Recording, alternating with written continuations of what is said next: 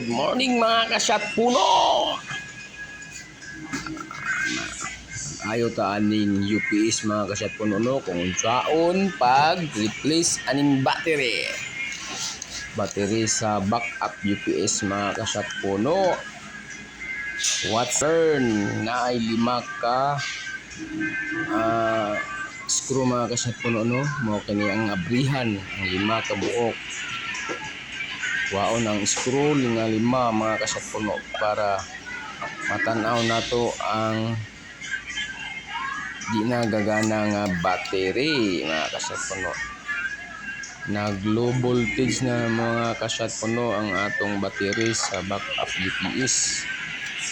Tanaw mga kasyat puno watch and learn. Watch and learn ng mga kasyat puno. Saan pag-abri. Okay, nara mga kasyat puno no. Mao ni ang sobra ay mao ni ang sulod sa backup UPS mga kasyat puno. Mao ni ang battery, mao ni iyang board.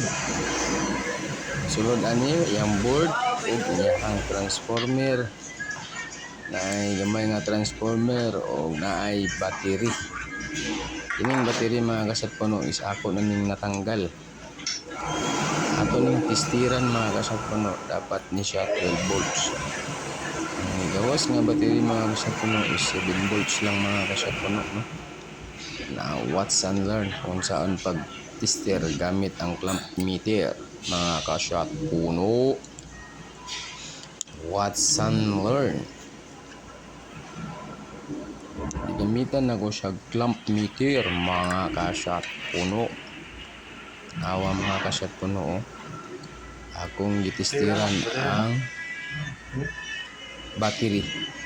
Kung mag-test ka sa battery mga kasyat puno dapat ang pula naa sa positive, ang itom naa sa negative o 7 volts DC ra mga kasyat puno no. Araw o 7 volts DC ra mga kasyat puno ang iyang battery o na nga kulang ang iyang battery dapat 12 volts. Kini sa mga kasyat puno is ilisan na ni siya. Okay mga kasyat puno no, ingani ang pag-ilis sa battery. Mao ni siya ang battery mga kasyat puno. Mao ni siya.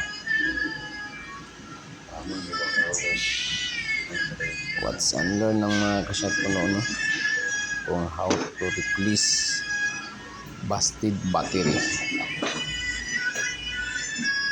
sa ato ang UPS. Okay mga kasyat puno, thank you for watching no. Please subscribe and follow mga kasyat puno.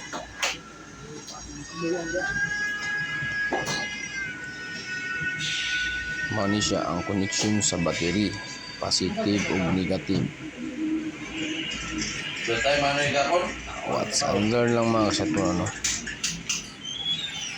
Mao ni siya mga kasyat puno. Wala na mga pattern